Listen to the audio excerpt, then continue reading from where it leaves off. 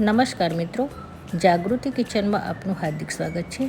આજે હું બનાવવાની છું આઈસ મેંગો કેક, જે ઉનાળામાં બહુ સરસ લાગે છે। તો ચાલો તેના માટે આપણે પહેલાં કેક બનાવીશું। તો તેના માટે મેં 2 વાટકી સોજી લીધી છે। સોજી કોઈ પણ લો, નાની મોટી। અને એક કેરી કાપી હતી। એક બાઉલ ભરીને મેં કેરીના નાના ટુકડા કર્યા છે। એક નાની વાટકી ઘી લીધેલું છે અને અડધી વાટકી ખાંડ લીધેલી છે। મેં રૂમ ટેમ્પરેચરવાળું 1 વાટકી દૂધ લીધેલું છે। આપણી જરૂરિયાત પ્રમાણે દૂધ અને ખાંડ પણ આપણે જેવું સ્વીટ ખાતા હોય એ પ્રમાણે નાખીશું। તો ચાલો મિક્સરમાં આપણું બધું મિક્સ કરી નાખીએ।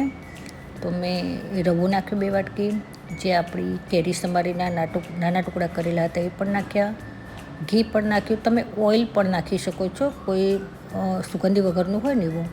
અડધી વાટકી મેં સાકર નાખી, 1 વાટકી દૂધ નાખ્યું છે અને આ બધાને આપણે મિક્સ કરી નાખીશું।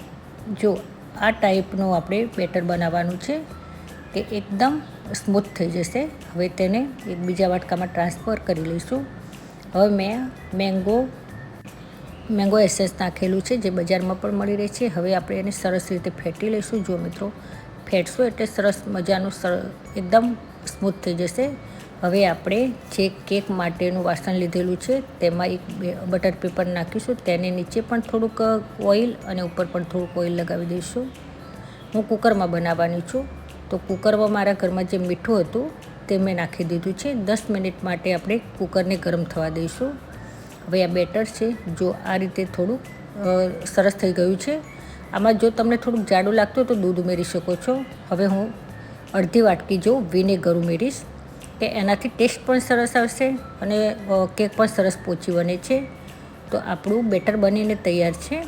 હવે આપણે એમાં ઈનો નાખવાનું છે। તો મેં 1 પાઉચ ઈનો લીધેલો છે, તેમને પણ આપણે સરસ રીતે મિક્સ કરી નાખીશું। જો આ રીતે ઉપર ઉભરા જેવું આવે ને ત્યારે આપણે કેકના બાઉલમાં ટ્રાન્સફર કરી દેવાનું અને આ રીતે હલાવવાની, કે અંદર છે ને તો કોઈ રહી ગયું હોય તો સરસ બેટર આપણું બધી જગ્યાએ આવી જાય। આપણું કુકરમાં જે મીઠું હતું તે ગરમ થઈ ગયું છે। હવે જે કેકનું બેટર છે તેને અંદર મૂકી દઈશું અને મીડિયમ અને સ્લોમાં ગેસમાં રાખવાનું, એકદમ ફાસ્ટ પણ નહીં અને એકદમ સ્લો નહીં। તો સમથિંગ 15 થી 20 મિનિટ થવા દેવાનું। જો આ રીતે આપણી ધીરે ધીરે આપણી કેક થઈ જશે। હવે આપણે આ રીતે ચેક કરીશું કે આપણી જો કેક બનીને તૈયાર છે। હવે તેને આપણે ધીમેથી બહાર કાઢી લઈશું અને ઠંડી થવા દઈશું। હવે એમાંથી આપણે બહાર કાઢીને જોઈ લઈશું કે આપણી કેક બનીને તૈયાર છે ને। ઉપરનું જે બટર પેપર લગાવ્યું હતું એ તેને હું આ ધીરે ધીરે કાઢી દઈશ।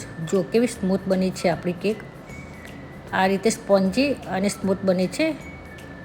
આને પર પણ તમે ડેકોરેશન કરીને ખાઈ શકો છો। હવે હું આઈસ્ક્રીમ કેક બનાવવાની છું, તો મારા ઘરમાં જ મેંગો આઈસ્ક્રીમ પડ્યો હતો, તેનું જ યુઝ કરીશ। તેના માટે મેં 3 આ રીતે પીસ પાડી દીધેલા અને આઈસ્ક્રીમને મેં ક્રશ કરી દીધેલો, તો કે સરસ સ્મૂથ થઈ જાય। પછી આ રીતે એક પર એક આપણે ગોઠવી દઈશું આઈસ્ક્રીમ પેલો કરીને।